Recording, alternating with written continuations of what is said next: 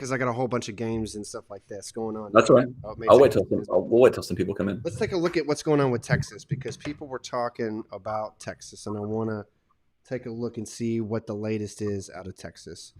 I think that, let's see.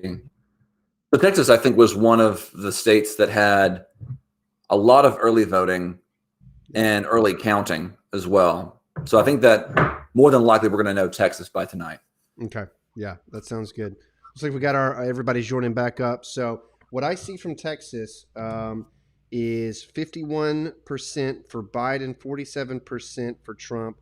Looks like about 43%. So we're still less than half of the vote coming in for Texas. So still, pretty far out from being conclusive. I mean, it could be a lot of urban areas. Like, we'll see. So, but I think it's way too early to be concerned about Texas at this point. Still, if it's under, it's that leading blue, and that would be a concern. But we knew Texas was going to be close. But I still think there's a good chance that Trump pulls that one out. So I wouldn't be concerned yet with just such low numbers. I think it'll probably turn out a lot of the suburban vote as well. Yep. Okay, so let's jump back in. We were about to start our Trump tweets game. So going back through this, so you got a chance to earn Kamala Cash. I've picked out some of Trump's top tweets. John, you're going to have to guess them. And I've got some sound effects here. We'll go back through them. So we'll bring you in here. There you go, right there. John is in here. And then we're looking at, this is how you know you'll get it right. And then if you get it wrong, Trump will let you. Wrong. I love that. That's so good. So, all right. Any debate ever with that. All right, let's do this thing. All right, your first one. The concept of global warming was created by and for the blank in order to make U.S. manufacturing non-competitive. And if you're watching live, feel free to try to help him out. Fill in the blank. Let's see. The concept of global warming was created by and for blank in order to make U.S. manufacturing non-competitive. I want to say the left, but I'm not fully committed to that. I'm trying to get in the mind of Donald Trump. That's the thing. Like, what would Donald Trump say? Just trying to imagine him sitting there next to Melania, texting, and then being like, you know what? This global warming thing. Gosh, I want to say Russia. What's your final answer? Let me think. One more second here. U.S. manufacturing. That's probably the hint here. In order to make U.S. manufacturing non-competitive. If you're watching, help him out. Jonathan needs it. The concept of global warming was created by and for the Chinese. Final answer? Russians? I'm going to say Chinese just because U.S. manufacturing makes me think of China. So I'm going to say for the Chinese. Correct. Chinese is the right answer. Good. And Roger's here helping you. Roger says Chinese communist. So yep. Get into Trump's mind. There you go. Good job on that. All right, next. All right, here we go. If Obama, this was back in 2014, so you can see the date on it. So 2014 says it right there at the bottom. If Obama resigns from office now, thereby doing a great service to the country, I will give him free lifetime blank at any one of my courses. Free lifetime access, tuition. Roger says golf. God. What's that? Roger says golf. Free lifetime golf at any one of my courses. I was thinking Trump University, I guess. But yeah, golfing would be pretty good. I'm gonna say golf. Let's do it. Golf is his final answer. Correct. You're 2 for 2. For some reason, I was just thinking Trump University. Like, you said, send Obama to Trump University. All right, here's the next one. Hell. Definitely hell. Do you want to read it? See, you in blank. The security of our nation is at stake. The security of our nation is at stake. I'm going to say hell. See you in hell. Hell for final answer? He would say that. Nope. Wrong. It was see you in court. See you in court. All right, moving on to the next one. All right, we got a couple left. All right, here we go. Blank are the greatest threat in the U.S. to both bald and golden eagles. Media claims fictional global warming is worth. What do you think? Humans? Humans are the greatest threat. No, it's wind power, windmills. Yeah, that's correct. Windmills. Windmills is the right answer. And Roger helped you out with that one too. Christopher Souza said it too. So Thanks, Christopher. Good to see you, buddy. Welcome to the show. Roger said windmills. Have a drink, Chris. You got a lot of help. You got a lot of good help coming in. All right, and next one coming up. Despite the constant negative press, blank. Oh, that one's a hard one. Despite the constant negative. That is the full tweet. That is the full tweet. I'm surprised you don't know this one. Despite the constant negative press, victory. All right. That victory. Is wrong. I'll drink. I'll just drink. The actual answer is Covfefe. Oh, do you remember that? That was a couple years ago. That was back in that's 2017. awesome. And now we got our last one. American blank with this picture. Oh man, American hero. American. Correct. American hero. Correct. Fun fact: this is not an actual picture. People photoshopped this, and then Trump retweeted it. A Photoshop of a hero. Looks Love like it. you got every one of them except Covfefe. So how many did you guys know? It seemed like you got a lot of help. You got help from Austin is on here. Roger's on here. I've seen them come through. That was nice. Yeah. So I counted up 1, 2, 3, 4. You got $2,000 in Kamala cash. So congratulations, Johnny. Yay. So we're gonna. Can I catch this out for sexual favors if I need to? I don't think that's part of our sponsors. No. Oh, okay. All right. Yay! Woo! All right. So I can't do anything yet. We'll go back. We'll take a look at our election map here, and then I'm going to invite Kyle back in. So, Tell him I got $2 trillion Kamala cash. all right. Welcome back, Kyle. So let's take a look at our election map. We got Kyle back in. How's your sound, buddy? Yep, there you go. Good deal. So Jonathan's got a lead on you for $2,000 in Kamala cash. 2,000. Yeah, I don't know if that's a lot. I don't know if that's a lot or a little, but it's something. It's something. You know. All right. So looks like we got a couple updates that are coming in. So Biden is still at 91 electoral votes. I'm seeing on Fox News they're saying that Trump is now up to 73. So we'll take a look at what's going on here. I don't like what's going on in Texas or North Carolina at the moment. Yep, I think it was. Or Ohio or Pennsylvania. That's bad. Yep, we had a couple people who were on who were talking about that, and they were saying that they had some concern about Texas. Now, I guess the question is, Pennsylvania's more like 5% right now. in Texas to be concerned at this point. So let's take a look. All right, let's see what we got going on here. Texas looks like 47% are in, so a little bit less than half. Biden leading by it's about 1.5 points is what I'm seeing. I don't know what are you seeing on CNN or MSNBC. Anything? Anybody seen anything different? Feel free to leave us a comment. Yep, that's what I'm seeing. So now, do you think that that's truly is like a shift to the left? This is a question for everybody watching live too. Looks like we got 5 or 6 folks still watching live. Do you guys think that Texas is likely to go blue? Or do you think that this is just, a result of early voting? I still want to say early voting. I think it's too soon to call for sure. If it was up to 60 to 70%, then maybe so. But I still think that Trump will win Texas. That's my. Right. I'm adding that. I'm adding that to our banner here. Comment and let us know. Yeah, I think so too. I don't know if I'm looking at the county breakdown here in Texas, and of the places that voted. You got Dallas County. I don't know if Dallas is actually in Dallas County, but it looks like it's close to that part of the state anyway. And obviously, that's going to be a more urban area. So, I think that's going to go more for Biden as it is. But I think this is just early reporting. I don't know if we need to get too worked up about it yet, but not a good sign, at least so far. Roger's saying that he predicts it to be going red. So let's see how Kyle does with our Kamala Cash. So Kamala Cash.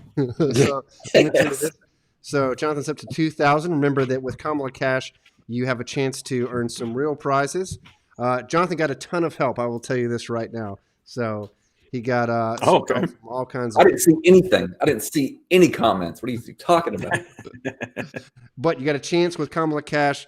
For you guys that are helping him out, you got a chance to earn one of these different prizes here from one of our awesome partners that help us out. So, Jonathan, if you don't mind, take a look at Texas for us. If you want to do a little research here for the next 5 or 10 minutes while Kyle plays our next game, and then let us know what you find out about Texas, and then we'll see you back in. All right. There we go. You can just leave it. And that's fine. Cool. All right. So let me show you how this works, Mr. Kyle. So terrible Trump tweet. So folks just saw Jonathan go through this. If you're just joining us live, I'll go ahead and I'll go through the rules real quick. You're basically going to be filling in the missing word from the infamous Trump tweet. So I went, full disclosure, I should have told Jonathan this, but they go back even before he was president. So I went back to 2014 and I found some really good ones. So you're going to have a chance to do that. You're going to guess them, try to keep them in within about 30 seconds. And you can always ask the audience. And if they post any comments, I'll be sure to put them up on screen for you to take a look at. Are you ready? Oh, by the way, let's do it, man. So this is going to be you got it right. And if you got the Trump tweet wrong, Trump will tell you that you were wrong. All right. You ready? Wrong. I love it. All right. Let's do this thing. All right. So the first one is the concept of global warming was created by and for the blank in order to make U.S. manufacturing non-competitive. What do you think? Well, I would like to say that it's the Illuminati, but I don't think that's the right answer. Maybe the lizard people. Let's go with global warming is created by and for the. Let's go with. I'm going to go with the Chinese. Chinese is correct. All right, you got one. Good job. Hey, there's one. All right. All right. Now, next one. If Obama resigns from office now, thereby doing a great service to the country, I will give him free lifetime blank at any one of my courses.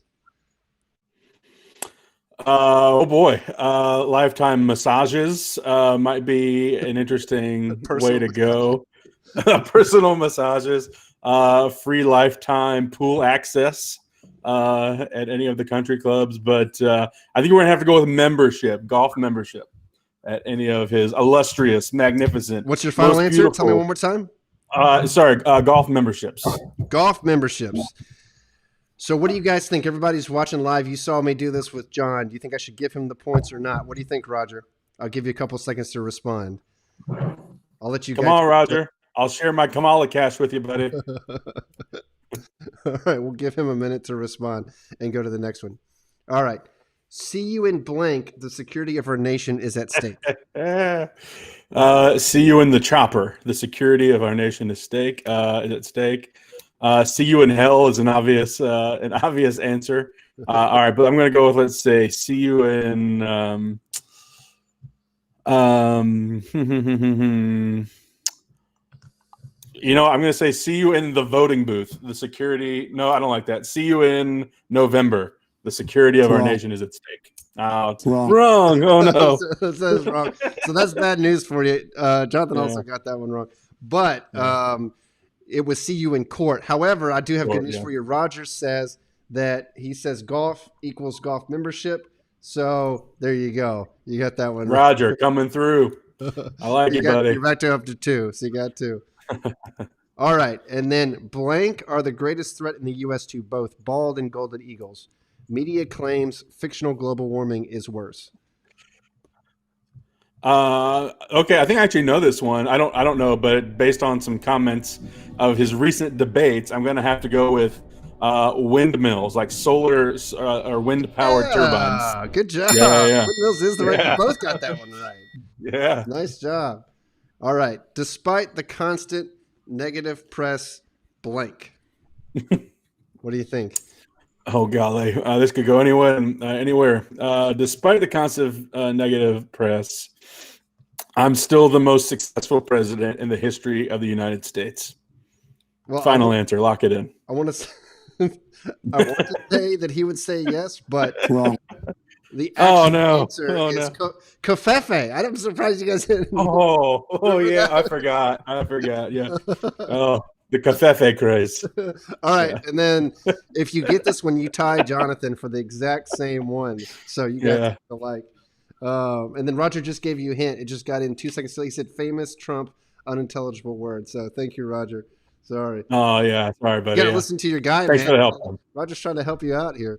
All right. I should have waited. Yeah, I was too confident. All right, here we go. Here is your last one, and I got to put on the music. Is American blank with this picture? American rascal, American patriot. I believe the right answer is American hero. You got it. And I told Jonathan the story on this one is that I remember that old puppy dog. that is not an actual picture. That's photoshopped. Yeah, I remember. Yeah. All right. So you actually remember. I remember. Yeah. So you guys are you got some help there from Roger. Jonathan had like 3 or 4 people. So, but you guys got the exact same. So I'm going to update your Kamala Cash. Good job for you. So you are now up to. Hey, listen, I'll split my Kamala Cash with you if you give me an extra 5,000. Just throwing it out there. It goes to everybody. Everybody's. Well, no, it just goes to me and you, and Jonathan will have none, and you and I will both have more than 2,000. That's not in the spirit of Kamala. That's not in that spirit. All right, so going back up to our home base, bringing Jonathan back in. So what did you find out about Texas? Let's see. Not a whole lot aside from just the fact that it's 49.8 to Joe, and then 48.9 to Donald Trump. 48% reporting, and within the realm of about 50,000 votes. Here is the difference. So I still think it's way too close to call. By any long shot. But it is fascinating that Texas is such a battleground state, at least at the moment. That's amazing here. Yeah, I'm looking at 48% in, and it's within 0.1. It's looks like 57,000 votes in Biden's favor. So it looks like it just jumped up to maybe 1% now. But yeah, it's fascinating with Texas that you would say that. We've been looking at polls for the past few months on our live shows, and I think at this point last election it was like 12.3% Trump. And then we saw polls saying that it was 2% Trump this time around. So I think that's probably how it's going to play out. Like, is he'll, narrowly win. The same thing with like Ted Cruz, right? He had to fight off Beto O'Rourke and stuff like that. Like, there's the huge urban aspect to Texas that a lot of people just don't think about. Like Austin, right, is very left leaning. You can make the case for some of the other cities like Houston and Dallas and stuff like that. Certainly have growing population. And then there's entire swaths of Texas where people like have big ranches. And I used to live out in West Texas. I spent a year and a half out there, and we were in San Angelo, and there's just really small town, just not a whole lot of people, and you had to drive 4 or 5 hours really to get anywhere. So there's the population density, not a whole lot. Then when you see these these cities that are just growing super fast, so maybe that's part of it. Could be something else. Could be some changes out there. But I'd be very, very surprised if Texas, went towards Biden. I think it could be close. Yeah. I don't think. Yeah, it certainly is way too close to call. Yeah. Definitely. Looks like Florida still in Donald Trump's favor. 89% reporting there, and he's well over a point. He's got to win these two states. Everybody, acknowledges that, right? He's got to win Florida, and he's got to win Texas. In order for the election. So looks like, you're right with Florida. Florida, it's coming in at 89%. So there's really not a whole lot more to call, but it is still pretty close, 50 to 48. So 2 points. That's. I think most polls were showing something like that. Mm-hmm. I'm watching Ohio as well. Ohio, Biden is leading. There's over 50% of the votes in Ohio. And right now, Biden's got a lead of, it looks like about 11. So that's pretty substantial. But then, of course, it's Yeah. nearly as many people as we're talking about in Texas. Well, I think that, back in 2016, Trump won Ohio, but it was like very barely. It was like a couple 100,000 votes. So it was extremely close there. And now, of course, you've got Ohio turning out so many votes, more so than 4 years ago. So I think that's what we're seeing right now at this moment. But it was extremely close then, and right now it doesn't seem so. But only 53% reporting. Yeah. So hard. Those are really the only ones that I'm seeing so far. Looks like North Carolina is still leaning pretty close to Biden with about 70% in, but we know that they're probably not going to be finished for a few days. Yeah, it's going to be a while. I think they haven't even have they started counting the mail-in votes? I think so. But That's a good question. I don't know. They're probably going to be. I think they started, if I'm not mistaken, a day or two ago, but I don't think they'll be done for a while. Yeah. So let us know if you're watching live, if there's anything that we're missing on here that you're seeing. I'm watching Fox News pretty closely right now. I've got their apps up and all that, so I'm watching that. What news sources are you guys looking at? At the moment, I've got Real Clear Politics going on. Do you? Okay. Yeah, that's where I'm at. Yeah. Actually, I don't have any one particular app. I'm kind of scrolling through Twitter and just kind of checking it out as they come. So following all the usual suspects. Let's see a few other news sources here that I've got going on. Yeah, it looks like it's part of that 80. Yeah. But I think conservatives are just celebrating Florida at the moment, just because that seems pretty definitive. Yeah. I saw DeSantis apparently tweeted Florida is over. So I think he's pretty confident. Yeah, I think there's a good chance. I mean, I think it's pretty safe to say, at this point, it's unlikely that Florida's going to shift back that way. And he's probably seeing it a little earlier than what's being released to the news. So South Carolina is an interesting race in general, not necessarily with the presidency, but with the Senate race there. Graham's been in the fight for his life down there with the amount of money that's coming in. Over $100 million of foreign, i.e. not South Carolinian money, has flown in, has been coming in for his opponent crazy. Over $100 million for a Senate seat in South Carolina. That's pretty wild. I'm looking at that one as well. Only 15% is in for South Carolina. Looks like that. Yeah. Yep. They're at 51.7 for Graham and then 47% for Harrison. So that is pretty close, especially for a deep red southern state like that. It's pretty shocking. Yeah. Yeah. And then, of course, near North Carolina with Tillis and Cunningham. I know you've been following that one, Kyle. Yeah, it's a really big one. Yeah. It's pretty wild. Let me see if I can tune into how Virginia is doing here with the House, just because a few people were asking about it. Yeah. Frida's at 59.4%, Abigail Spanberger at 40.6%, and 40% of the estimated vote total has been reported so far. So she's made some gains. Still has a little bit of ways to go.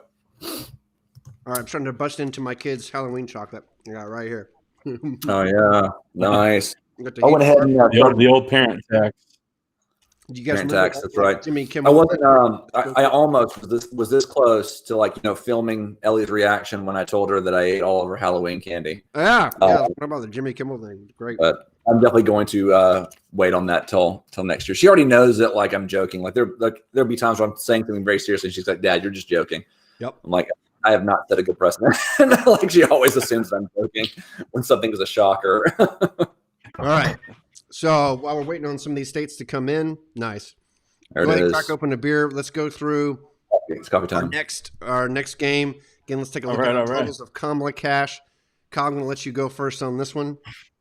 So, Jonathan, Let's do it. if you want to take a look at some of these races and see if you got something, that's standing out to you. In the meantime, Kyle's going to try his hand. So, Kyle, I'll let you pick the next game. So you can do another trivia one, or you can do Hide and Biden, which is our version of Where's Waldo. Yeah, we're doing Hide and Biden. I've been looking forward to this one. Let's do Hide and Biden, buddy.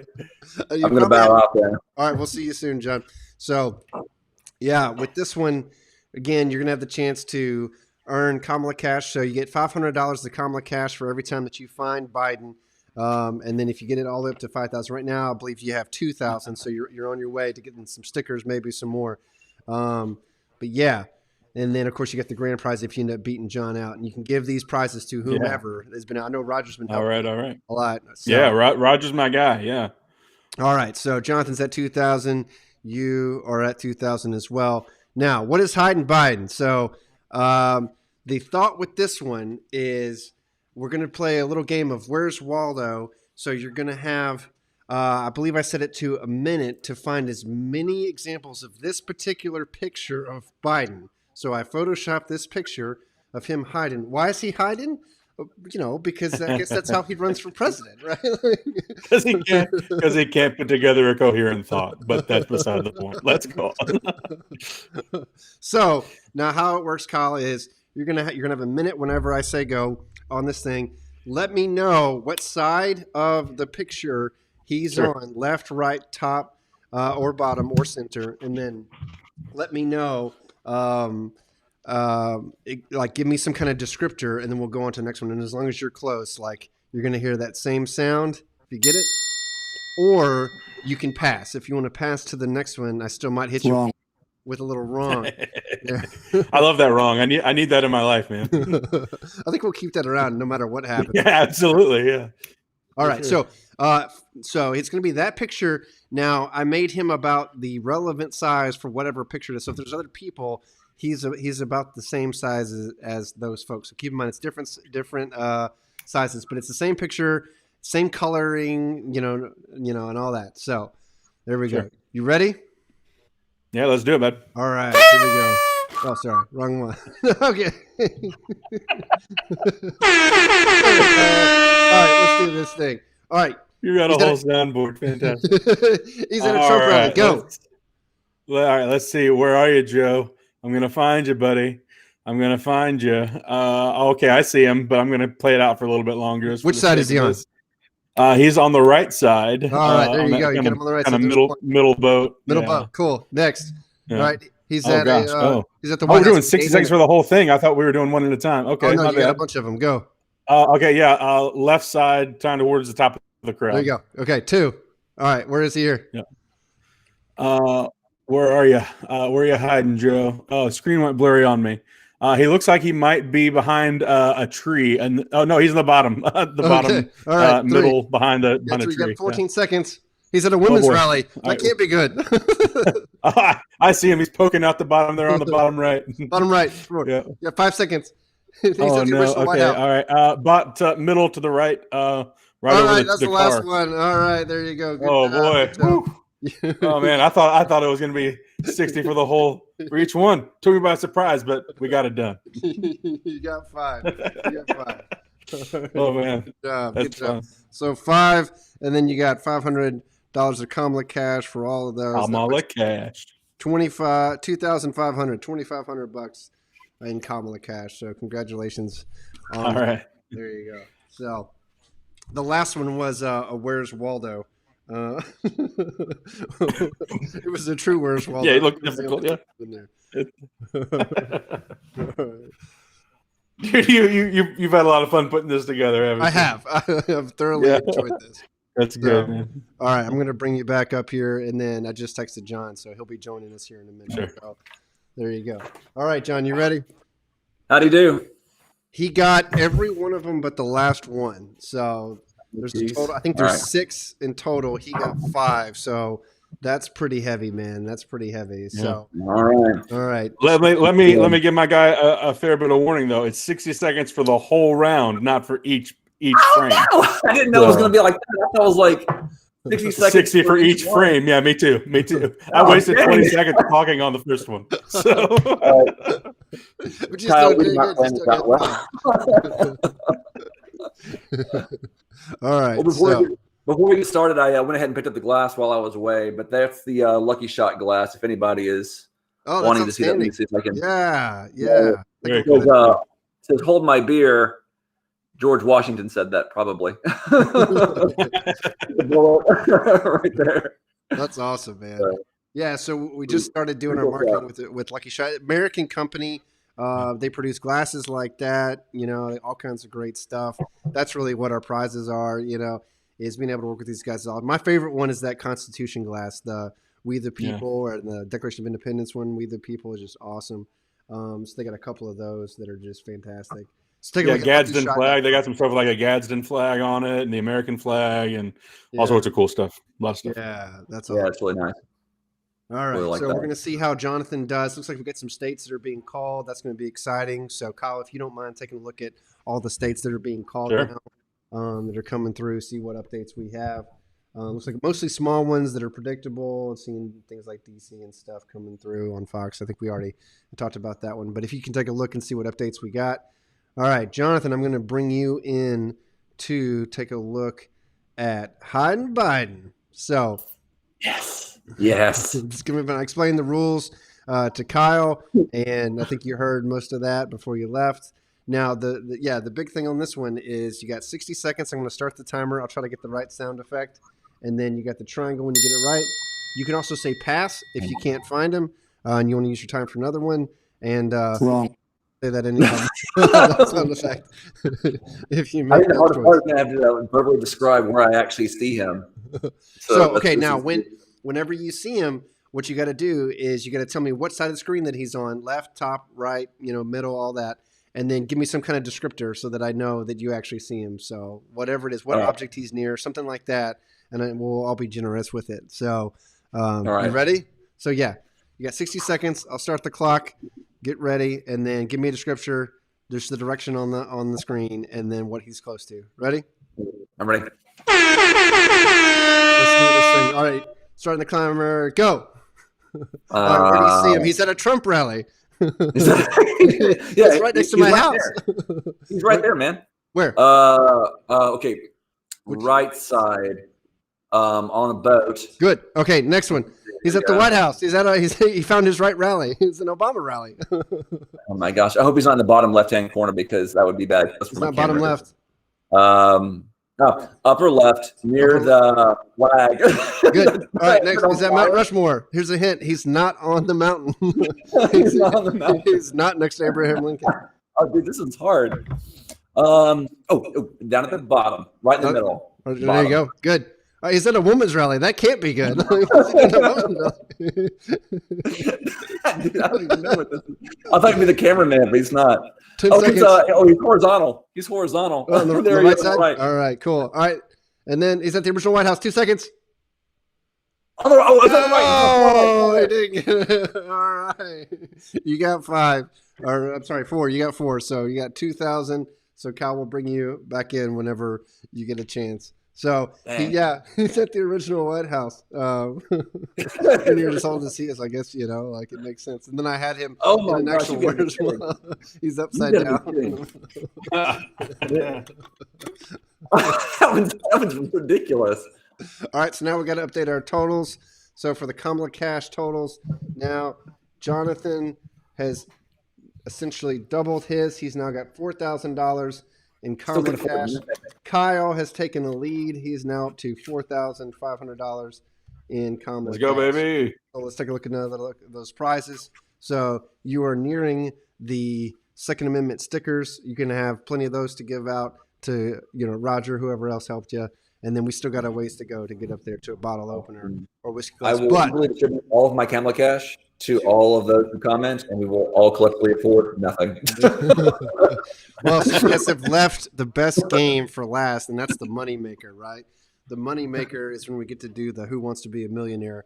That'll be super fun. So, and that's where you can earn some serious money. We'll see how far you go with that. That's where you can make bank. So, cool. All right. So, looks like we've got some updates here to announce. What have you had a chance to look at those? Yeah, a couple of ones that have come through here. Nebraska has been called for Trump, but it looks like they are maybe splitting their electoral votes because it's not all the way in. So I think they're probably splitting their electoral votes, maybe 3-2, maybe 4-1. So he's getting at least 3. Dakota, Wyoming, all went for Trump. That's not surprising. Colorado has been called for Biden, and those are the big ones. So still, Florida, actually, I was just on Instagram, and looks like Florida is being called for Trump already, huh? That's gonna be yeah. amazing. So I'll investigate that a little bit more, but yeah. So Yeah. we'll take a look at that. From what I'm seeing, it looks like that they're still waiting for a lot of rural counties in North Carolina, so that's not sealed yet for Biden. Yeah. But we will see. So what would you say is the significance? I mean, I think most people, like Trump had to win Florida, right? He had to win Florida definitely. for this to make sense, for him to have any shot at this.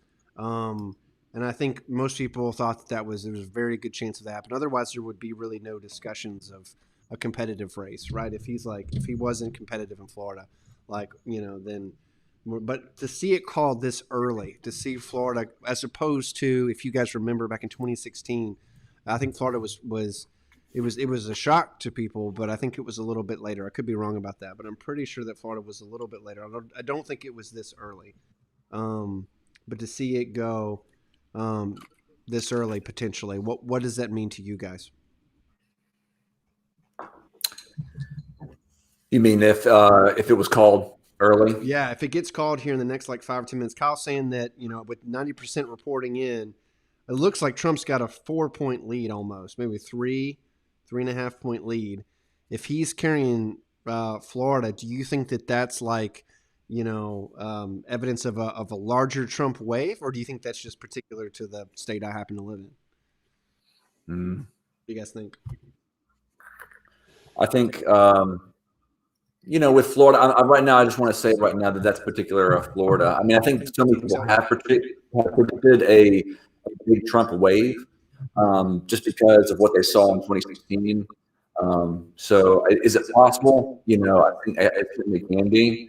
But with all the early voting, I think that has favored Democrat quite a bit, and everyone was expecting a larger turnout with Trump. So it is a toss-up still right now. Yeah, definitely.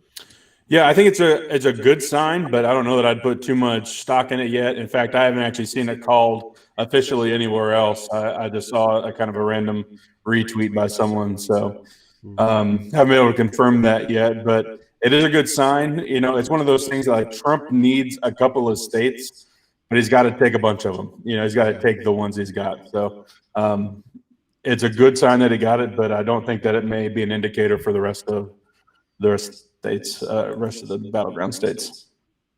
Yeah. Right now, though, it looks like Texas he's bridging the gap a little bit. So 57% reporting. Donald Trump is at 49.1. Joe 49.6. So the gap has. MSNBC actually. Sorry, MSNBC just called the Senate race in Texas for Cornyn a Republican. So that's got to be a good sign for Donald as well. Yeah. Yeah, for sure. Yeah, because how many people are going to vote Democrat, on the presidential ticket and then vote Republican on the Senate? No. Yeah. Not a lot, yeah. I see what you're talking about, too, is now what I'm showing from Fox is Biden is at 49.61% and Trump is at 49.08%. So it's within a point now with 57%. Yeah. Maybe something to look into if you guys have a minute is, I wonder, do urban votes get counted quicker, than some of the counties? Does it take them longer to get their votes reported up? That's just something I guess we should know, but I don't. I wonder if more of the counties tend to vote later, which would show why, some of the initial reporting is having that could be a possibility. Yeah, I'm not sure. Urban versus rural vote counts. Yeah, because you see that in Pennsylvania. In Pennsylvania, I'm looking at 69% going for Biden, 69% in Pennsylvania, and only 26% for Trump. However, that's 9% of the votes. 9% of the votes. So, and then it tends to. We know the gap is gonna be much tighter. So it's just something to look into. So. Yeah. What races are we missing? For those, it looks like we got about 5 people that are watching live. What are you seeing? So we've discussed Texas, we've discussed Florida, we've been talking about South Carolina. When we just talked about Pennsylvania, what other races are you guys looking at? Are you looking at Wisconsin? Leave us a comment. Let us know. Michigan, Arizona, Nevada. Yeah, those are the two that I was just looking at, and those are both big gets for Trump if he can get it. Wisconsin's actually the only battleground state I had him losing on my prediction. So if he can pull off Wisconsin, I think that'd be a really, really good indicator for the rest of these battleground states. Yeah, I think that with Michigan, it's certainly too early to tell, but if he was to win Michigan, that would greatly overturn expectations. I mean, so many people have called Michigan for Biden just due to, early voting and then suburban women listing their enthusiasm for Trump. So if he wins Michigan, and he wins that, that's going to be very, very interesting. Yeah. Yeah, I'm looking at, the photo here showing yellow states for Texas, Florida, Georgia, North Carolina. I mean, Ohio. We're really now at that point where battleground states are going to start coming in. The next state that's called, including Florida, the next states that are called are the ones that are really going to shape this race in a fundamental way. So it's going to be interesting. So what I recommend we do. My eyes on my. What? No, I was saying my eyes on Pennsylvania and Ohio. Those are two key states for sure.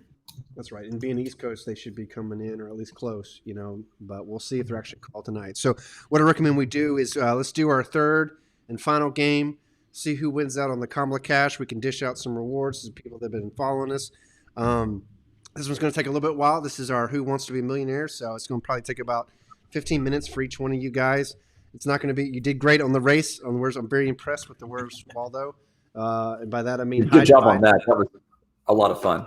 And now let me show you where you're at in terms of your totals. So Kyle's got a very slight lead, but this is the game that's going to make it up. So Kyle, since you have the $500 Kamala Cash lead, which is not that much in liberal dollars, I will let you decide who goes first on our final game, which is Oh Mother. I will let Jonathan go first, and I'm actually going to walk around for a little bit, grab some water, and I'll be back in, take your time. in a couple minutes probably. We'll see you back at around probably 8:30 or so, 9:30 your time, Eastern. Yep. And we'll see how Jonathan does on our next game, which is Oh Mother. Oh Mother is I found this picture of Pence, and he calls his wife Mother. So we're going to do a little election night trivia. So it's going to be. That's the most emotion I've seen Pence ever give, I think, actually. I think he was just talking, but it works, right? It works. So it really does. You can pause people in the midst of talking all the time and get all kinds of stuff out of them.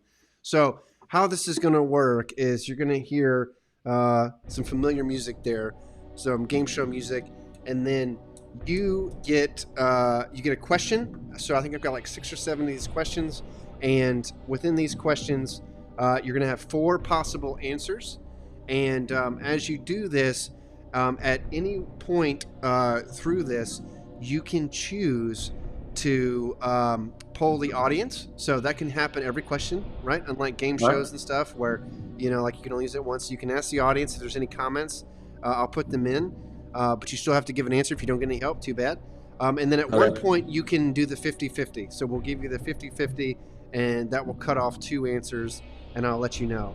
And it's going to go as high up as you can possibly go. So, and we'll see if you get all the way up to the big Kamala Cash money. So if I get a question wrong, is it completely over? Do I lose the game?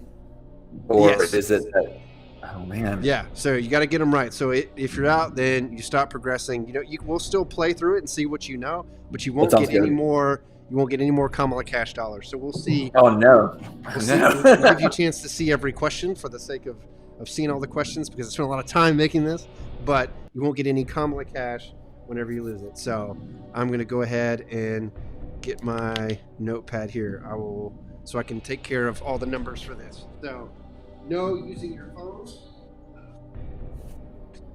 No using your phone. No using the computer. The only help you get is the people that are watching now. Are you ready? Ready? All right, let's get into this thing. All right, so let's see here. Let's get your thing on here. There we go. All right, cool. Make sure I have the right one here. All right, so what landed on Mike Pence's head during the VP debate? I love these options. These are great. The last one's great. A communist is hilarious. We all know it was a fly, though. It was a fly. All And right. I still say that on Halloween, Pence should have gone around with this huge fly on his head. That would have been so amazing. There we go. You got that one right. Good job. Good job. All right, let's do the next one, and I'm going to have to do the same thing of changing the little scene here. There you go. Bring in. All right. Question number 2. How old is Donald Trump? What do you think? How old is he? Definitely in his 70s. Ooh. 72 or 74, that's the You question. can take all your time. You can ask people. They can help you. See if you're getting comments. It's looking, we got 4 or 5 people that are watching live, so you can help Johnny out if you want to. I'll be honest, I could have sworn he was 73, and that's not an option. So. Seems like you narrowed it down to 2. Yeah, certainly thinking 74? Or is that Biden's age? 72?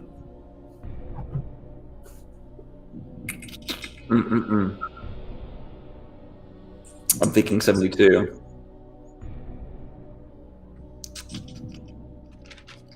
Certainly could ask for somebody's help if they're willing to give it. Yep, so you can ask people's help. So we got 4 people that are watching live.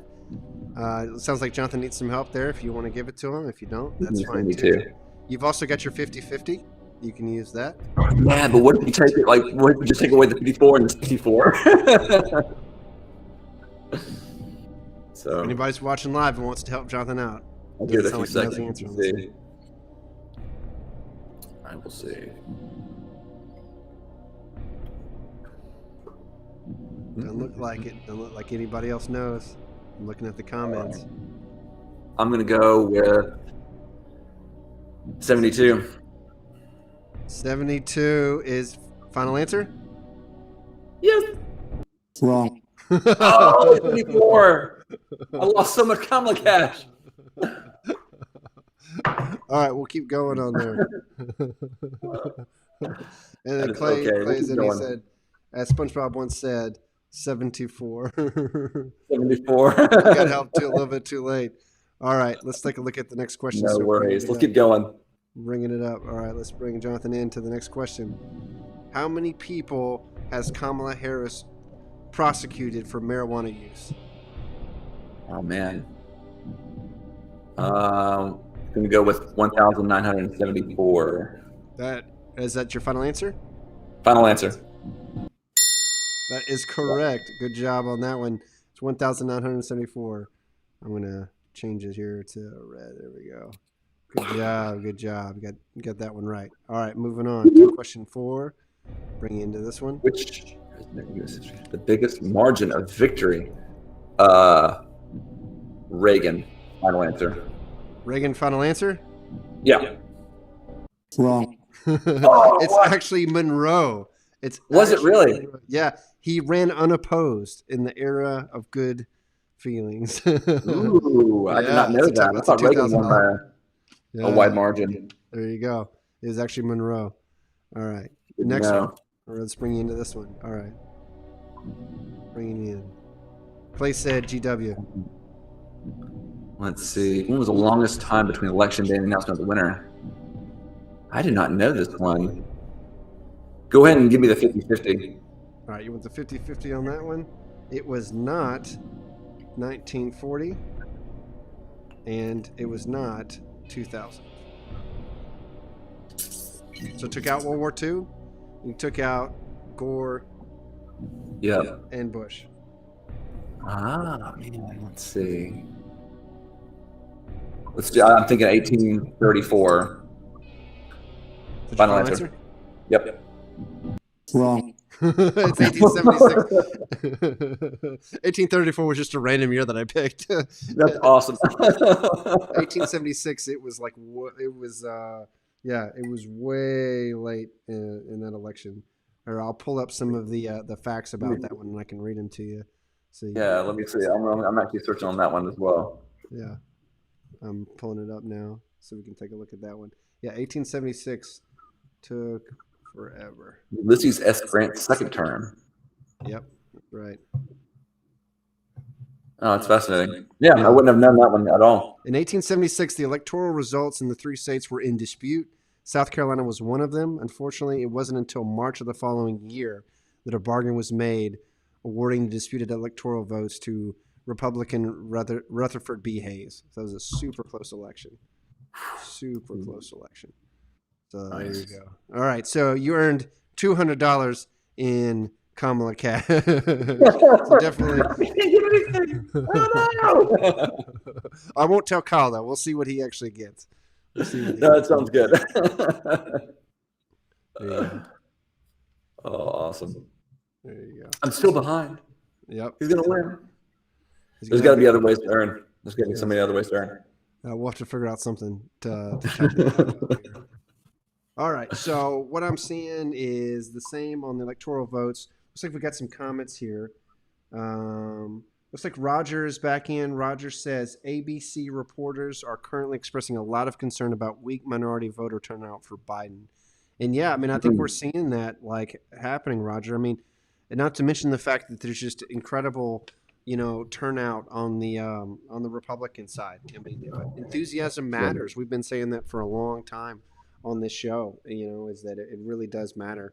Well, that's one of the bigger surprises. I mean, I think if I could, talk about some of the surprises of the election, yeah, it would be how much the media has carried Biden throughout this whole time. yeah, When he's been hiding Biden.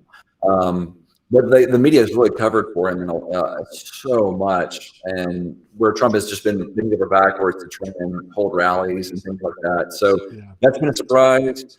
Let's see, Trump getting coronavirus was a huge surprise, and then I think also is the voter turnout and how much Democrats have been relying on certain constituencies to turn out, and they didn't turn out. It was the same thing back in 2016 when Hillary was running. And they just couldn't rely on as many minorities turning out as they thought that they would. And if the same thing happens here, like a pretty significant event where the Democrats are going to have to reframe a lot of who they are for that. But we'll see, Yeah.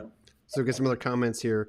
So we got Clay said the Trump wrong is my favorite thing about this game. Like that. Well, I've also got him dancing, and I think it's almost time to cue up some Trump dancing.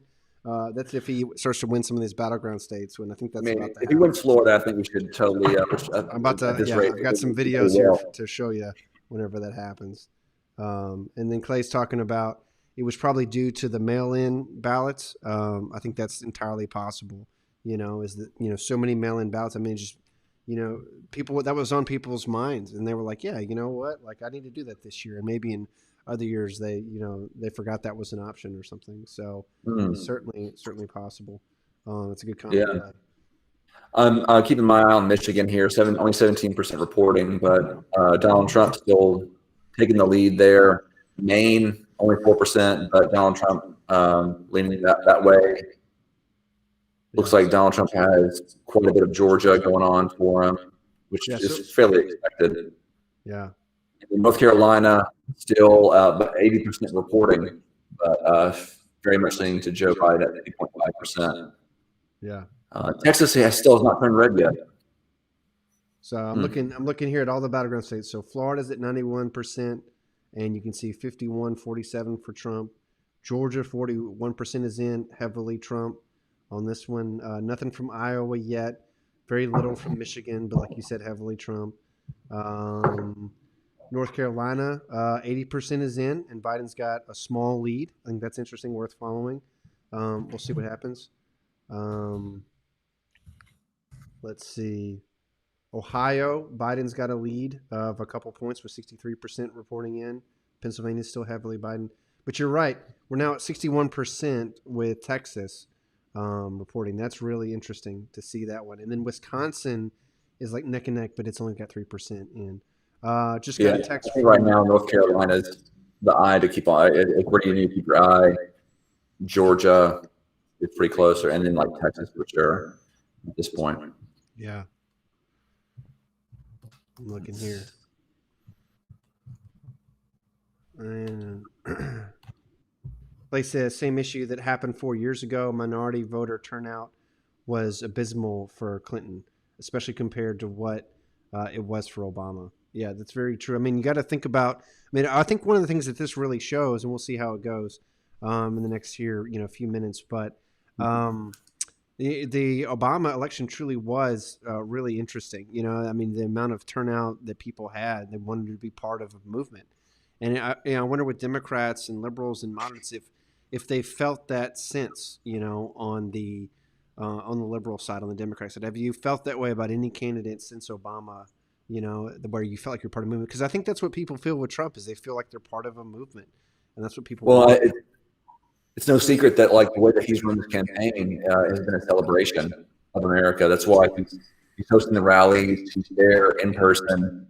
He's riling them up. He's gathering them by the thousands. And it is a celebration of his election, in 2016 and what he's accomplished. I think that's a lot of reasons why people are voting for him, and they feel like maybe if they were hesitant in 2016, they're more confident in 2020 to vote for him. Yeah. Him securing the, with Amy was obviously a solid move. He had to get in there, secure the base. So, I mean, it's where he's been running the campaign in a great way. With in regards to the Obama election, like I remember being there in college, like in the dorm room, and like the energy in the area was like palpable. And like even though there's a whole lot more voter turnout now, you don't really sense the palpable energy, I guess, because on the Democrat side you don't, on the Republican side you do, Yeah, it's mail-in voting, right? Biden is really hosting big rallies. He's trying to play his campaign on, an element of caution. Yeah. And if anything, opposition, to a lot of what Trump has established and his tone. So there's not really the energy per se that's palpable to get behind and celebrate so much as it is this desperate clawing attempt. I mean, anyone that I've talked to who has certainly identified as liberal is saying that democracy is at stake. And they're just trying to hope for the best as opposed to celebrate the future. And so I think that's a big difference. I mean, of course, there's Biden's record to go by, which Trump nailed him on in the second debate with the crime bill and things like that. And there's, Trump getting some of the, I guess, celebrities to come up like Kanye West and Ice Cube. That has disrupted a little bit of like projections in the black vote, but yeah, it's just a very different election. So something that's coming in now is Fox is declaring that the Democrats have picked up one seat in the Senate. So looks like Cory Gardner's seat is switching from red to blue. So I'm looking at the balance of power in the Senate. Democrats now they need 4 in order to take the majority. So they have a net gain of 1. So all right. Yeah, that's very, very interesting. There's certainly something that we'll be watching pretty close. Yeah, it looks like they're also projecting like that they keep control of the House as well. Yeah. At this point. So that's something that, to think about is even if Trump wins the election, but if he loses the Senate and the House, that's going to be really fascinating to see. That's coming from Colorado. Colorado is something that's already been declared blue, but some of these Democratic states,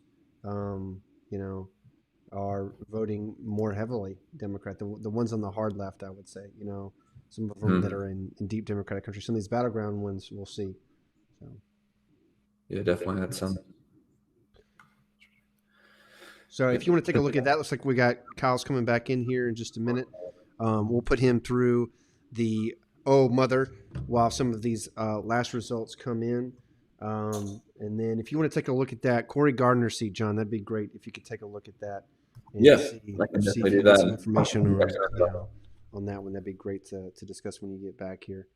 So we'll hang out here in a minute, and while Kyle's getting set, and then I'll bring him back on here in about 2 or 3 minutes. So what else for those people that are watching live? What else? What other races are surprising you? I think for us, so far we're surprised that Florida is as far red as it is this early. I think we all expected it to be red, but this is pretty early for us. I think we're surprised that Texas hasn't been more red. So it's interesting that we're kind of having that going on. It's close. It's more of a battleground than you would have thought. Yeah. 63% reporting in, still in favor of Biden, but only by 0.5%. Mm-hmm. So much less than 100,000 I'm going to votes. go ahead and start bringing Kyle back in. So let's do that. Let's Sounds see good. here. There he is. Hey guys. Hey, man. We're going to bring you back in here. Hey, what's going on? Bring you back. We'll get you in here in a minute. Here, we're talking about Fox News. There we No, take your time. I don't know if you guys are following the on Twitter at all, but Daily Wire, who I think we all got kind of mixed opinions on, had a pretty big announcement this evening. What was that? Candace Owens, who I know that we all have again varying opinions on, is joining the staff of the Daily Wire. Yeah, I could see that. She's definitely been. It's for Yeah, definitely been something that they like. So we were just talking Colorado. Looks like the Republicans are losing a Senate seat so far. Cory Gardner's going on there. I've got a comment here from Clay. Clay says, interested to see how Illinois plays out. Having lived in Chicago, a very liberal area, but many other parts of the state are very rural and conservative. So what are you guys seeing from there? Let me put that in white so you guys can see it. So there's Clay's comment. looks like Fox has already called Illinois, actually. Yeah, that's what I'm seeing too. Yeah, for Biden, 51. Yeah, overwhelmingly so. Yeah. Let's see. And that's not surprising. I mean, Chicago is such a big area that, Cook County is going to rule the state. Yeah, we're definitely surprised to see Colorado Senate going further to the left. There's some other ones that are going to be interesting. I mean, there's nothing in yet from Arizona, but the Kelly McSalla race, that's going to be interesting. We were talking about the South Carolina race. Graham still has a pretty big lead right now, but only 28% in. And then it looks like Cunningham and Tillis is closer, much closer than it was before. At 81%, there is only a point between them. It's almost exactly a point. Golly. So Jesus. very, very close in the Senate. Let's take one more look here on the presidency.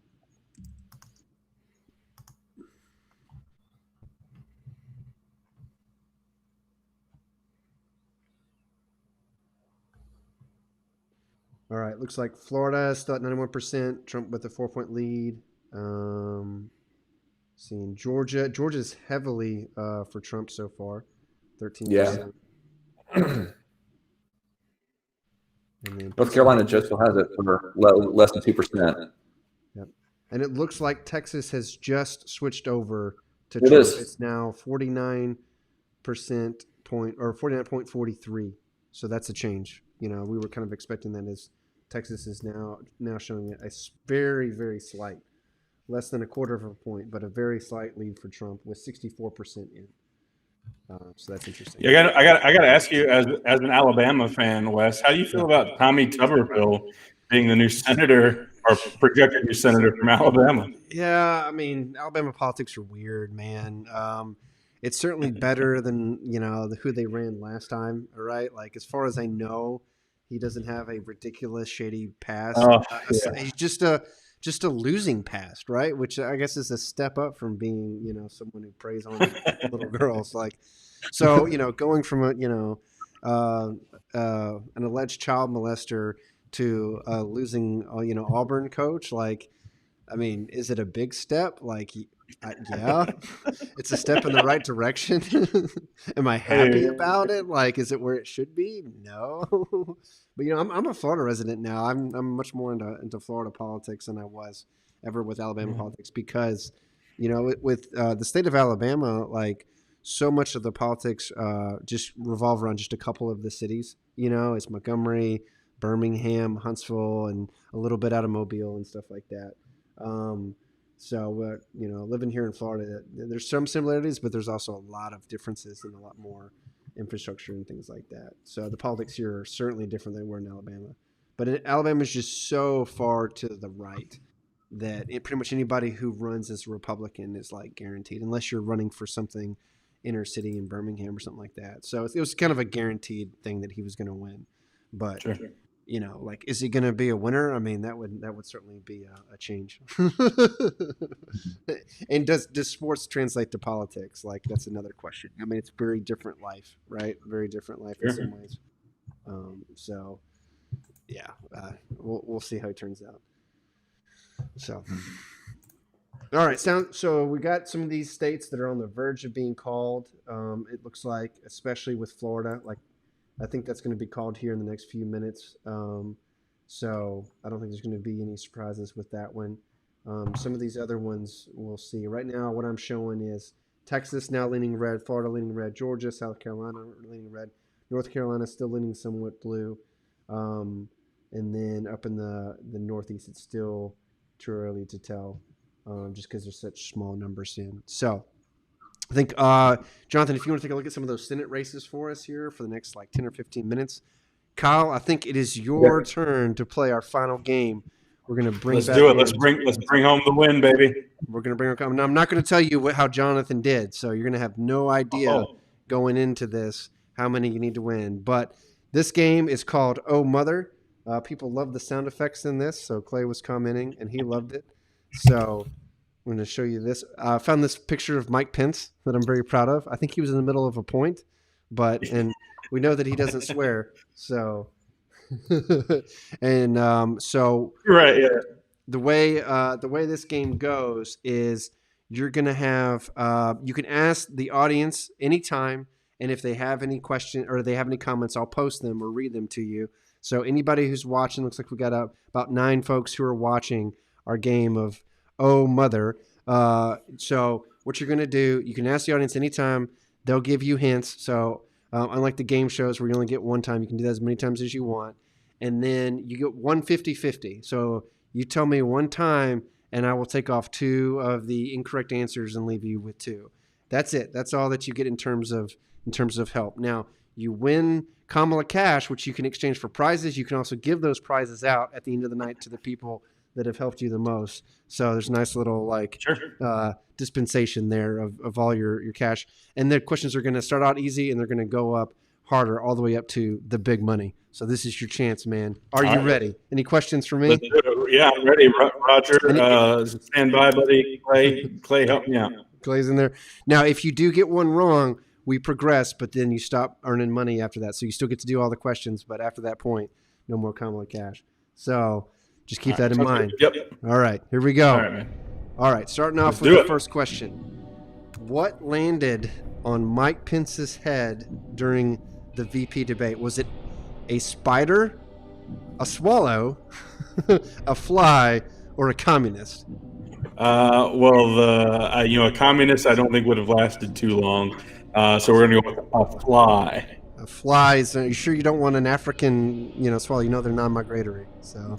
I think we need an African swallow. Let's do the turn the You got weight it of it up correct. a little bit. Yeah, Fly is the right answer. So you got $200 of Kamala Cash. All right, Let's I do will it. put that on there. And you didn't even need any help, so good for you. All right, next one.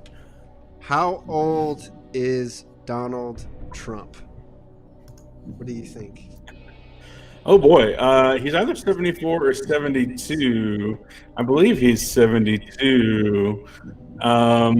Roger, help me out, man. Clay, someone help a brother out. You got Clay on here. I think Roger signed off a little while ago. He was with us for about an hour. You got about 9 different Gotcha. viewers on here. So sounds like Okay. Kyle needs some help here. So you've got let's your see. 50-50. Don't forget you've got your 50-50. How old Oh, is Donald boy. Trump? What do you think? I'm going to go with 74. Let's go with 74.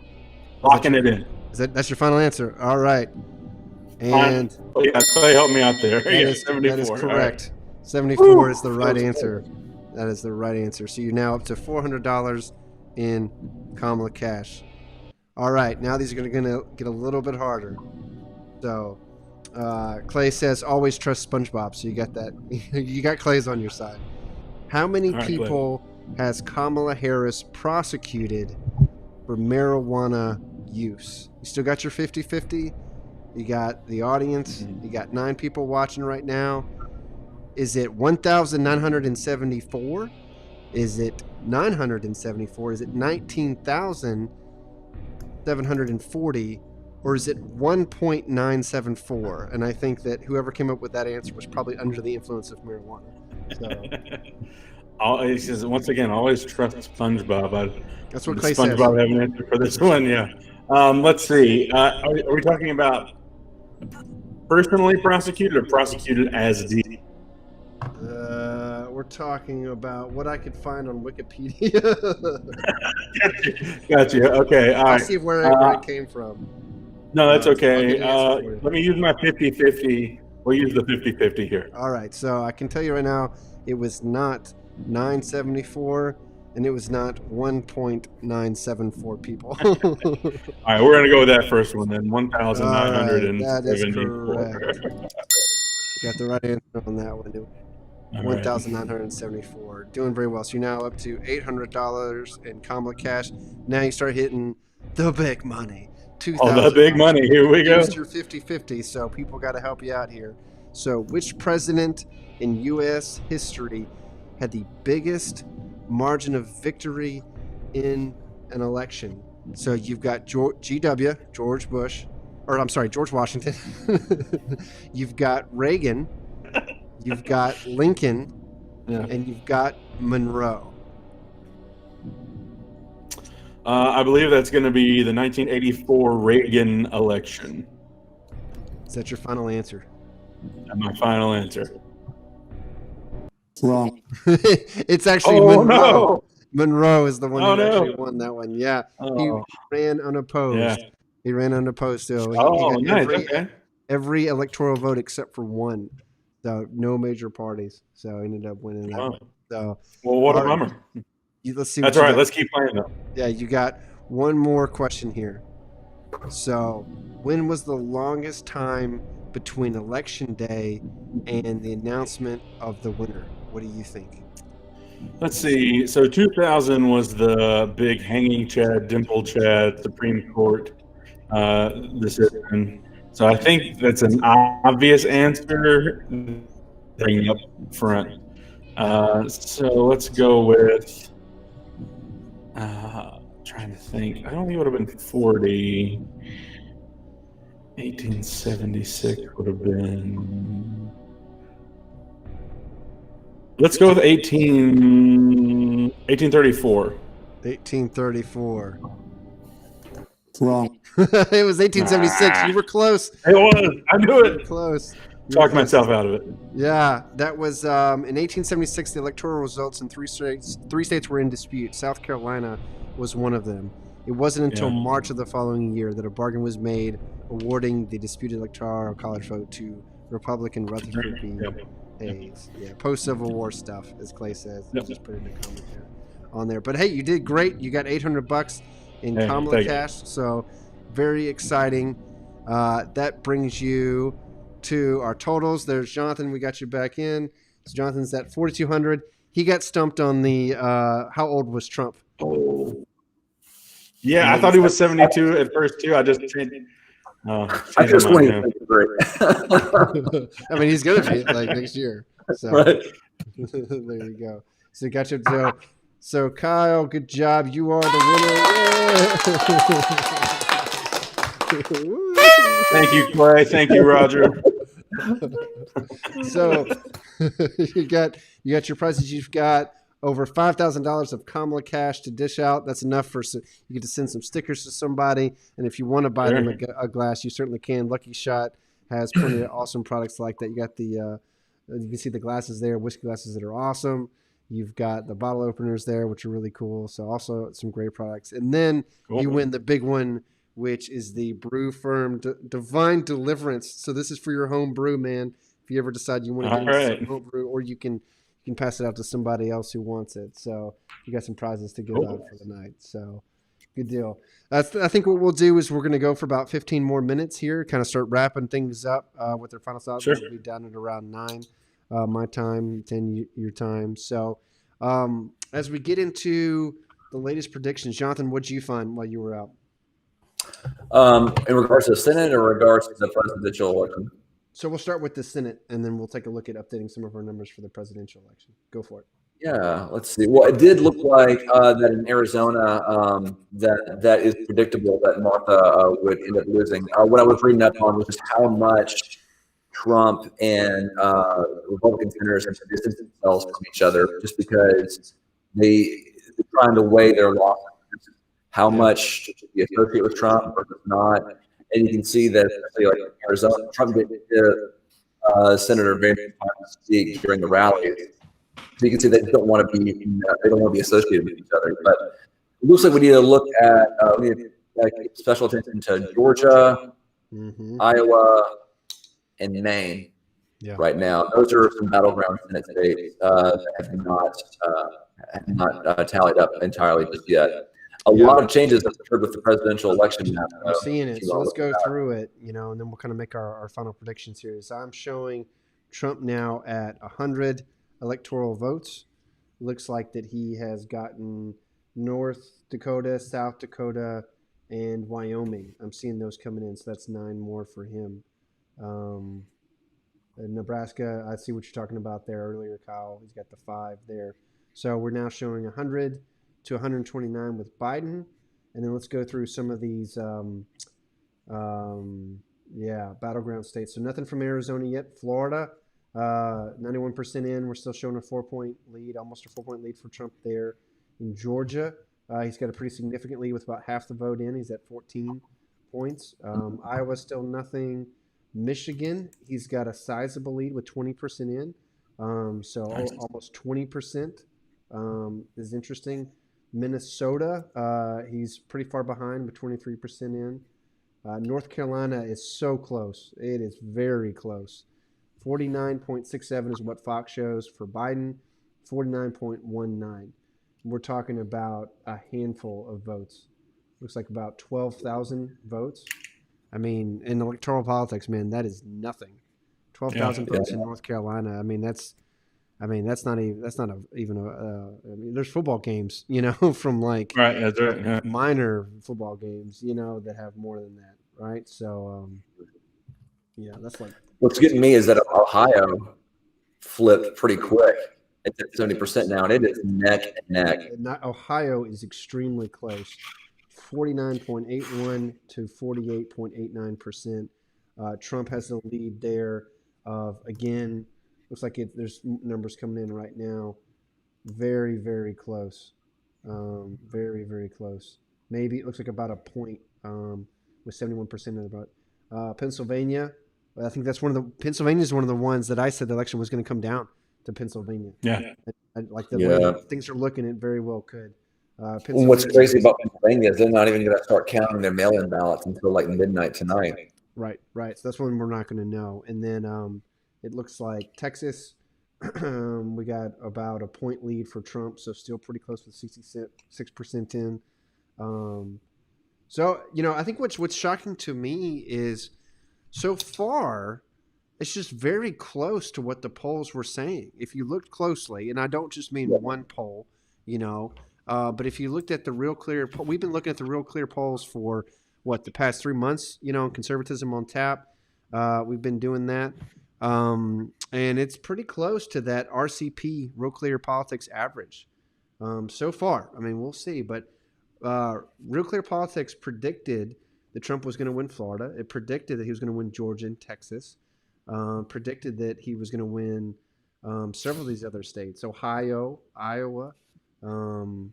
And then it predicted that we were going to come down, to talking about Pennsylvania, North Carolina, Michigan, Wisconsin. So pretty close to what, if you were paying attention to what was happening. So anyway, guys, we got yeah. So we'll see. I think this is going to go on, pretty late tonight. We'll see. I don't want to play the Trump dancing video just yet.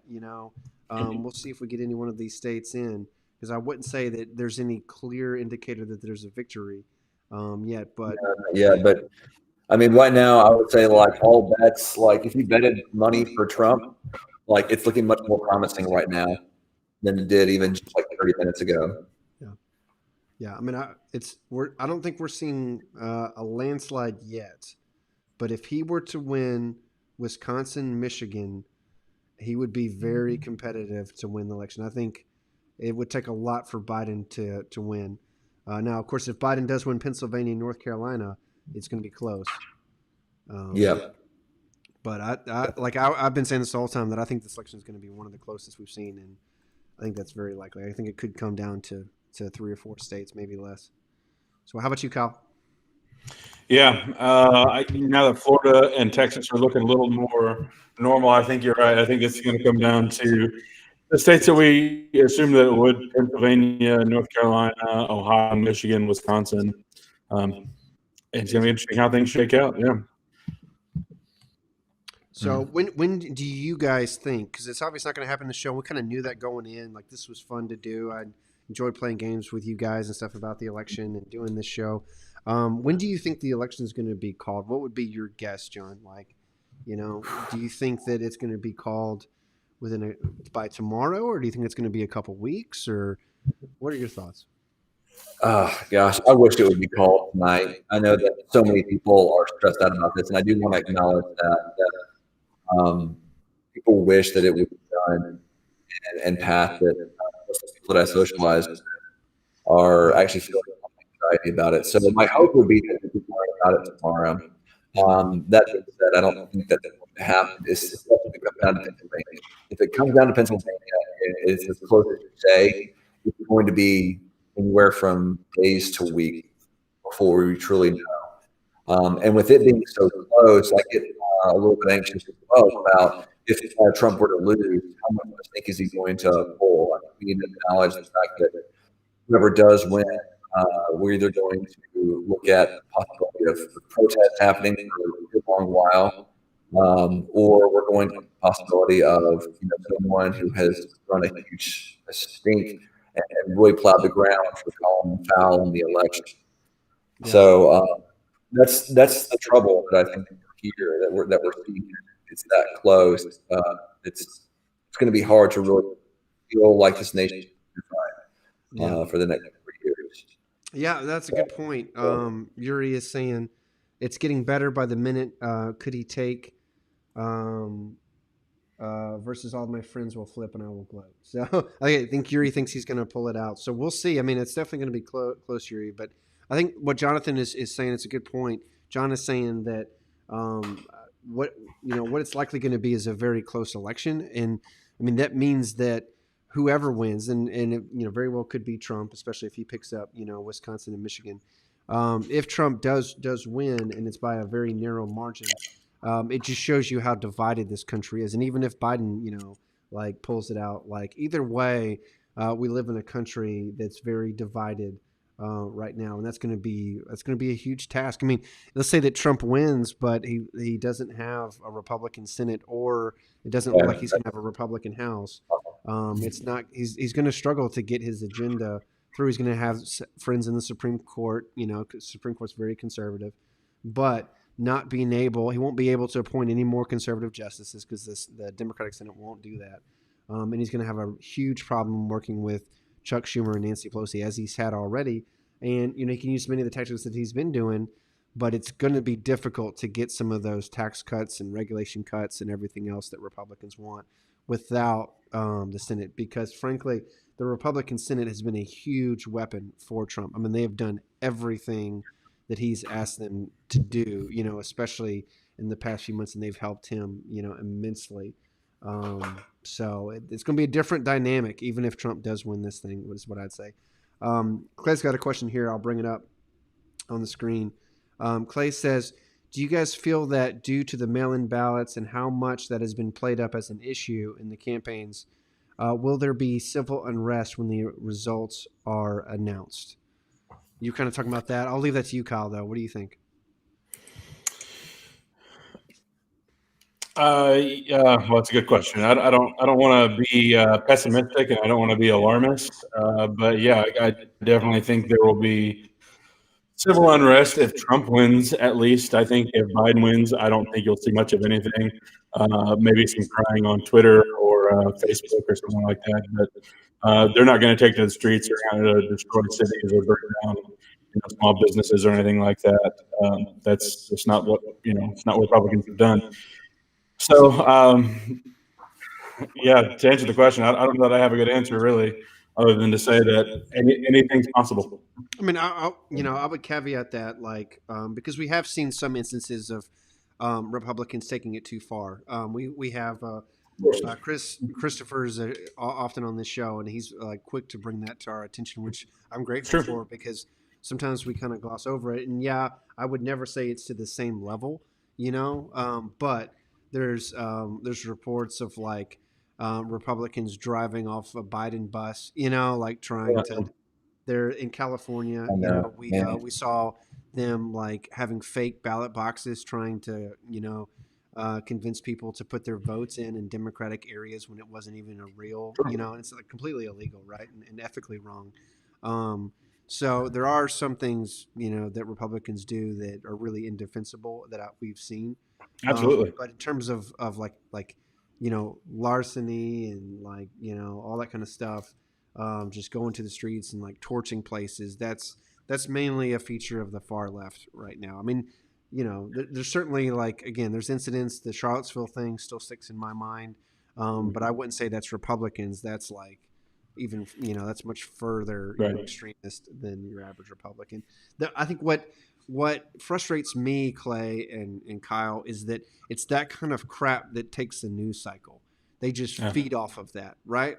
They feed off of that rather than, hey, the police, talking about how the police took care of it and handled it. They want to talk about how, oh my gosh, look at how horrible these people were. Look at the blood, right? Look at the death, right? Exactly. It's constantly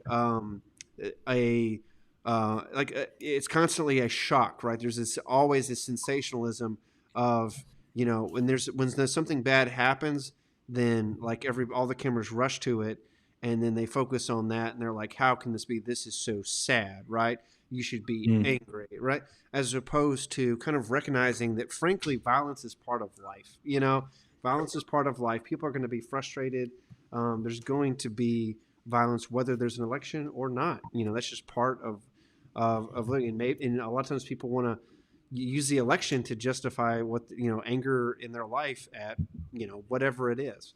But they'll tie it to that and make the candidates explain it, or answer for it, and that's part of the cycle that I think is frustrating. Clay says he's got another comment here. We can talk about it, and then go from there. Clay says, as divided as our nation has been, and I think will be when the results are announced, what is the path for a more unified nation moving forward? That's a great question, Clay. I'll give that to you, John, first, and then Kyle. Gosh, that's a great question to end on too. I think we'll make that the last one. So, I mean, first off, I would just say that it just calls for more understanding. More people to discuss their own stories. I know, Wes, you're talking about the church that you're part of, and shortly after, death of George Floyd, you had the pastor come out there and just start conversing with the staff, with the associate pastors, and sitting them down and just having a panel where voices can be heard. I think that needs to happen on such a local level, on an institutional level. I think the problem is that we see is that there's not a safe space that we find where conversation is happening that honor people's differences. I know at my workplace, and you can see this in the research data much over the nation, is that if you are conservative and there's just a lot of anxiety. And, if someone is hesitant to say who they vote for, it's probably because they might be voting for Trump and they don't feel like they can have a space to discuss that sort of thing. And I know both sides feel marginalized, and I think that's important to understand too, is that everyone has their story. No one's trying to destroy the nation. They do have some that they're willing to hold. What I constantly hear from workplaces is that democracy is at stake. Democracy is at stake. implying that if we don't get our way, and the world is ending, everything that we know that we enjoy is all something at risk.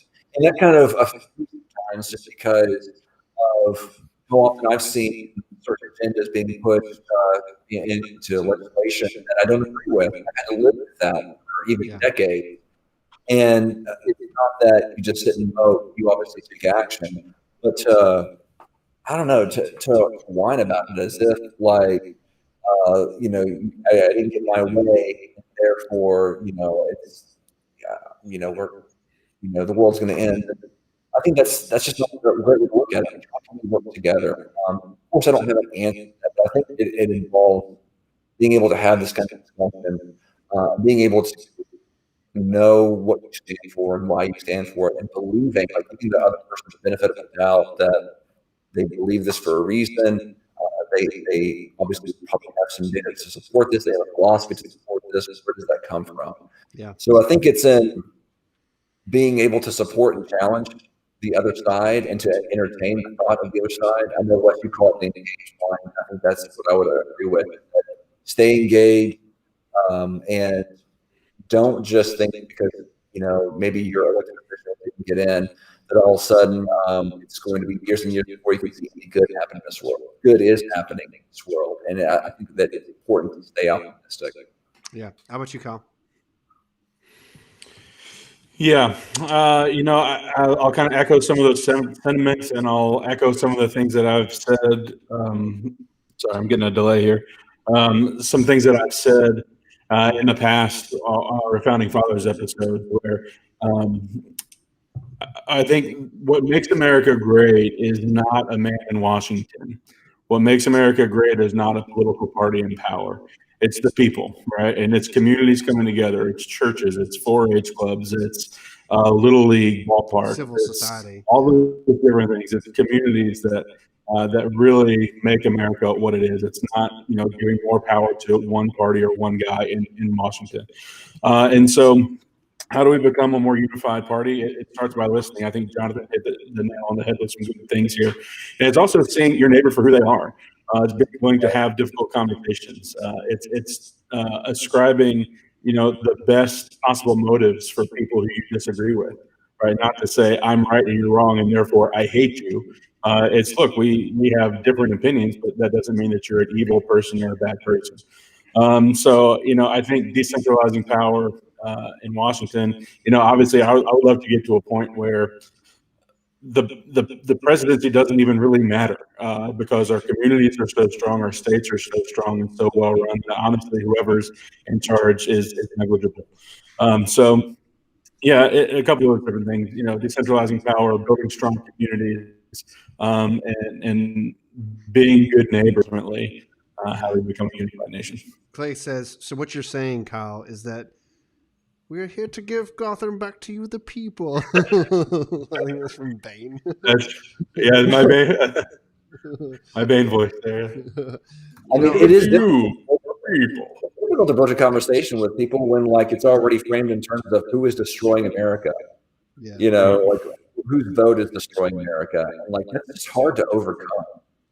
So my answer to it and is some of that social media, right? And it's not just social media, but it's media in general. It's Fox News, it's MSNBC, it's CNN. It's everyone saying that we're right, they're wrong, they're evil.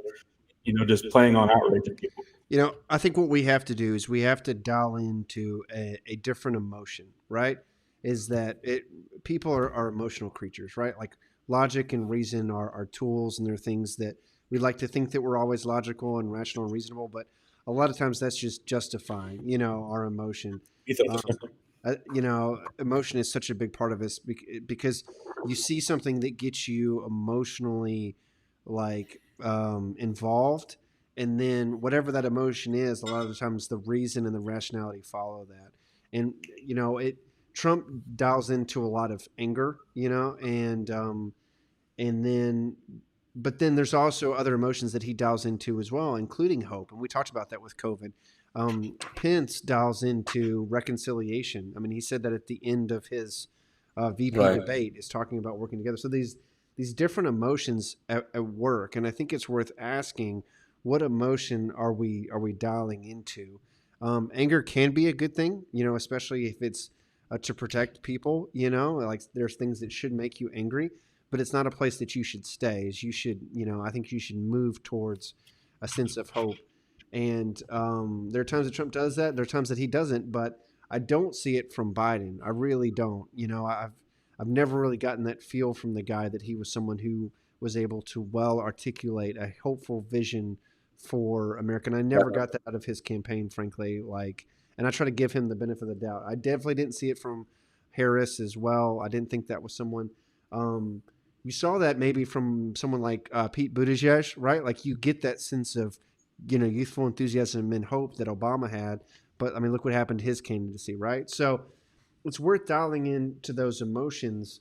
But I don't think you're ever going to be able to just argue someone into a different, way of believing about any candidate or anything. I think you've got to emotionally inspire them, because at the bottom of it, I do think there are a lot of things that liberals and conservatives could agree on if we come back to things like the Constitution, the Declaration of Independence, the founding principles, equality.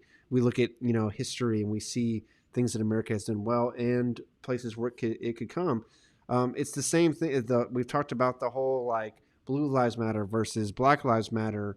And at bottom, I still believe that both of those movements are coming from good places, but they're talking past each other so many times, as opposed to, hey, at the end of this is me caring about somebody. That's a good emotion. You care about somebody. But it's so quick to get twisted into at the expense or, excluding somebody else. And that's when immediately. So how do you do that when one side, or at least one small faction of a side, seems to have a lot of cultural influence right now, views something like the Constitution as a fundamentally racist, fundamentally flawed, fundamentally evil document? How can we center ourselves left and right on that? I think that's where, you've got to use the power. When I say emotion, I mean like everything that goes with that in terms of material and art and presentation, to be able to show how so many good things have come out of something like that. And that can be difficult to do because you put up images of history and like people fall asleep, right? Like you've got to translate it into today's time frame, and that can be a challenge. But a lot of times when people do that, Kyle, I think that they're not taking history into account, right? Like slavery used to be a huge paradigm for pretty much all of Western culture, and what Jefferson wrote it was unique and revolutionary. It was cutting edge. And he took it as far as he really could at the time. And now in hindsight, or, comparing him to today, we would say this is ridiculous. The guy had slaves. Well, of course, like compared to today, like that's horrible, but at the time, so many people did that, and he certainly wasn't perfect, but the context matters, but you have to dramatize that. So, that's like going to Virginia as I did. You get that from going to the school. You get an appreciation and an understanding of what's going on, and it's beautiful. You see the rotunda, you see all the stuff. It puts you into that history, and then you can develop an appreciation for it. And at the same time, it's okay to criticize. That's fun. Because again, that person who's criticizing those things, the Declaration of Independence or the Constitution or whatever, is like you got to access the emotion behind that. Why do you say that? Well, because I'm really angry that black people were excluded, and that they weren't more a part of the revolutionary movement. And be like that, that's a fair critique, that they should have been. And if there was a movement like that today, we'd certainly make sure that they were a part of it, and they can be. So you got to relate to people on that emotional level and justify some of the things behind it. You got to access that, but it's got to be more than just facts, figures, statistics, all that kind of thing. So, hey, I want to give you guys a last word, and I know it's starting to get late. I got work tomorrow. I know you guys got work tomorrow. I'm so happy you guys joined us. This was fun. It's fun for me. I know the election's still kind of up for grabs, but we'll see how it turns out. We'll be talking about it, of course, on all of our shows. Thanks for playing along with our Kamala Cash game. It was fun, overcoming all the technical difficulties and stuff. We'll have some giveaways. I know, Roger, I really appreciate you being on the show the entire time. We're going to have a giveaway for you, man. So if you want to take a pic, I'll show these to you again. This was all really just for fun. But Roger, if you'd like a glass from Lucky Shot or a bottle opener or stickers, just let us know. Send us a message, Roger. We'll be happy to get you one of those. Same thing for you, Clay. I think we've got a couple. Yuri, you're on here as well. So you guys that stuck it out with us the entire time. Take a pic of any of one of these things, and then Kyle, I'll be getting you some of that divine deliverance. So thanks for being on the show. Any last words for you guys? Go for it, John and Kyle, whoever wants to go first. Go ahead, John. No, just wanted to say, like, I agree with you, Wes, about thinking beyond conservatism, at least for us, than just who's in power and what policies are at stake, but also about how it affects your life. I think what I appreciate about working conservatism, and of course with the interview we had with the American Solidarity Party, Brian, like bringing it back down to the local level, and personalizing what your philosophy means. How does it change you? I get this reminder of, if your life to be evaluated, like what are you doing that shows to be conservative, liberal, libertarian, whatever. How is it affecting your life on a day-to-day basis, on a yearly basis? How is it affecting your goals? And that's what I enjoy the bringing conservatism, because it encourages me to think on this local scale. Okay, if I don't like the school that my daughter is at, my first inclination might be, how can I bring her back to homeschool and just here at the home? And but then the working conservatism is like, is there something that I can do with the system that could affect things? Is there something that I can be involved in that might help make a difference? And that's, I think, where I want to spend most of my time, is thinking, how can I engage my resources and my efforts with my neighborhood, community, the institutions that I frequent, as opposed to just agree and try to isolate and think about how can I just maintain. So I want to celebrate that amongst everyone who is here, everyone that we talk to who's wanting to make this a difference, and no matter who wins, not just get this discouraged, anxious idea that, well, then we got to wait another 4 years before we see sort of progress in our society. Like, no, that's not true. You can definitely make a difference. But I think it does start with this level of optimism and engaging with the other side and seeing what stories we are telling that lead our belief. So I guess that's my final word, and myself as well, just to say, diving into that optimism. Yeah, Trump does it. He does it not as often as I would like, but he can. He's at his best, I would say, when he does it. Reagan had it. I mean, the great conservatives have had that sense of optimism for the future, and I do think Trump's going to pull this thing out, and I think that when he does, it's going to be based upon the fact that he was able to dial into that optimism just enough. Maybe not in the first debate, he did in the second. And then, I agree. And then Biden just did. Was the key. Biden had a campaign of fear. That's bottom line. He had a campaign of fear, and he should have had a campaign of optimism, because optimism is the American spirit. It always has been, and God willing, it always will be. So go ahead, Kyle. You got the very last. Yeah, I'm not even gonna try to top what Jonathan said. That was too well said. So I'm just gonna say, I'd like to thank God for my victory tonight in the Kamala Cash. I'd like to thank my parents for all their hard work in my life. No, a couple of different things. I'm a believer. I know you guys are believers. We're Christians, and I see this dangerous trend among Christians and just the world in general, that we idolize politics. We make it the main thing, and that's just a really dangerous thing. So we have to have a purpose and an identity, and a worldview that extends beyond politics into the real world. So just kind of echoing Jonathan's sentiments there. Yeah. Roger's on here. He asked for the Constitution glass. So Roger, we're going to get you that Constitution glass. I'll message you tomorrow, and we'll get that for you, buddy. And then Roger said, the Birking conservative has tamed my rhetoric. You guys are a class act. And so we're making you into a ninja. You're still as effective as ever, Roger, but we're going to teach We're making you more like a ninja. You can strike when they don't even see it coming. So that's awesome, man. I love that. So hey, we'll see you guys for the show on Sunday. We'll have another Refounding Fathers. Don't forget the website, theberkinconservative.com, our YouTube. Right. You can subscribe there. We're on Twitter, we're on Instagram, we're on Facebook, obviously. Don't forget to sign all these things. Thanks again for being here, guys. We'll catch you up soon. We'll see you next time.